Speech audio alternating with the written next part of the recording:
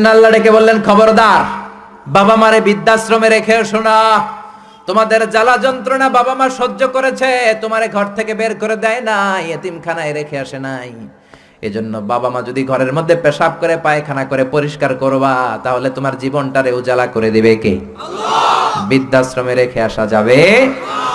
বাবা মারে যদি বৃদ্ধাশ্রমে রেখে আসো, মনে রাখবা তোর কপালে বৃদ্ধাশ্রমে জুটবে না।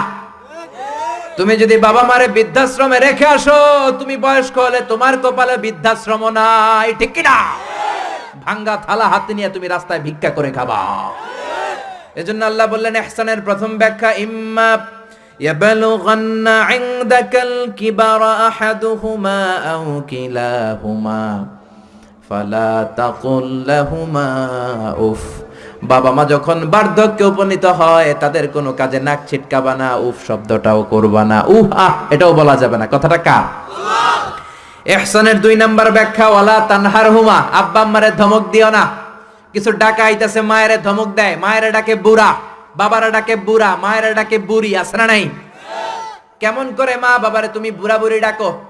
তারা তো বুড়া বুড়ি হয়েছে তোমার কারণে। তোমারে মানুষ করতে যে তারা তাদের জীবন যৌবন সব হারিয়েছে, তোমারে লেখাপড়া করাতে যে তারা তাদের জমিন হারিয়েছে, তোমাকে বিদেশ পাঠাতে যে তারা তাদের ভিটে মাটি হারা হয়েছে।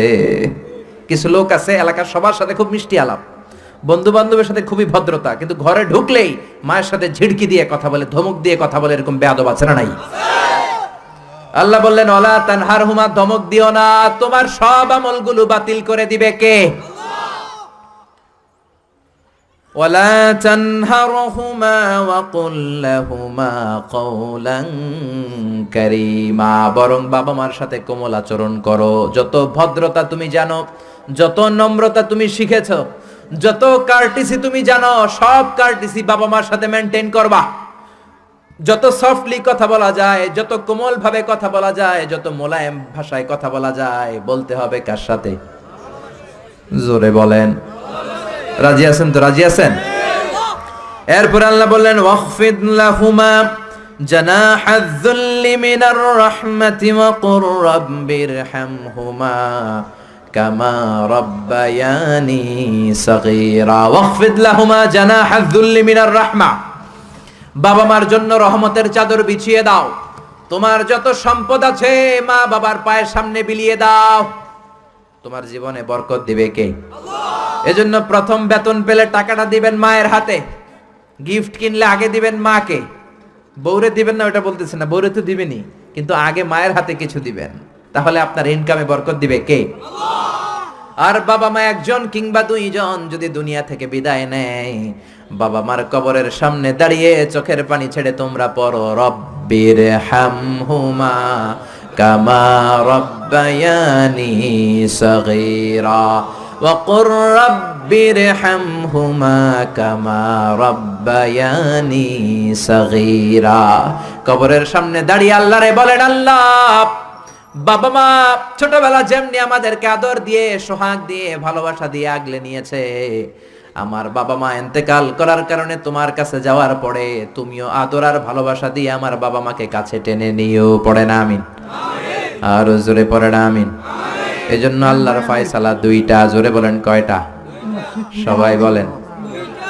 ঘুম আসছে তো জিমাই পড়েন কেন? ফয়সালা কয়টা?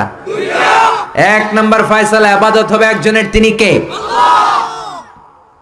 2 নম্বরে খেদমত করতে হবে কার?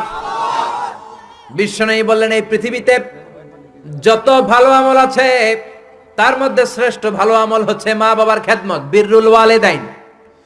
এক সাহাবী বললেন, আইয়ুল আমালি আফদাল ইয়া রাসূলুল্লাহ, ও নবী সবচেয়ে ভালো আমল কোনটা? বিশ্বনবী বললেন, সবচেয়ে ভালো আমল 3টা। জোরে কোন কয়টা? 3টা। 1 নম্বরে as-সালাতু ফি ওয়াক্তিহা, সময় মতো নামাজ, যেখানে আজান হবে ওই জায়গায় নামাজ পড়ার দরকার আছে না নাই? সালাতে কায়েম করো, সালাতে কায়েম করো, হবে সম্মানী তুমি, হবে জান্নাতি তুমি, হবে সম্মানী তুমি, হবে জান্নাতি তুমি, দিবে কাল হাসরে শীতল ছায়া আরশে আজিম, রব্বিয়াল আলা রব্বিয়াল আযীম। ঠিক কি না?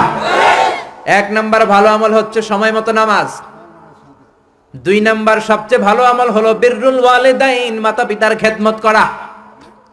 3 নম্বরে সবচাইতে ভালো আমল হলো আল জিহাদ ফি সাবিলিল্লাহ, আল্লাহর রাস্তায় জিহাদ করা। সুবহানাল্লাহ। তার মানে এই পৃথিবীর সবচাইতে 3টা ভালো আমলের মধ্যে মা বাবার সাথে খেদমত করাটা আছে না নাই?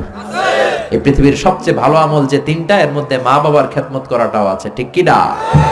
আর এক হাদিসে বিশ্বনবী বললেন মা বাবার খেদমত করা জিহাদের চেয়ে বেশি সওয়াবওয়ালা। এক সাহাবী আসলেন, জা রাজুলুন ইলা রাসূলিল্লাহ ইয়াস্তাযিনুহুল জিহাদ, এসে বললেন ও নবী, জিহাদে যেতে চাই, জিহাদে যাওয়ার অনুমতি দেন। বিশ্বনবী বললেন ও সাহাবী, ঘরে আব্বা আম্মা আছে নাকি? সাহাবী বললেন আছে। বিশ্বনবী বললেন ফাফিহিমা ফাজাহিদ, ঘরে যাও, বাবা মার খেদমত করো। বাবা মার খেদমত করলে ঘরে বসেই জিহাদের সওয়াব পাবা। বাবা মার খেদমত করলে ঘরে বসেই জিহাদের সওয়াব পাওয়া যায়। চিল্লায় পড়েন আল্লাহু আকবার।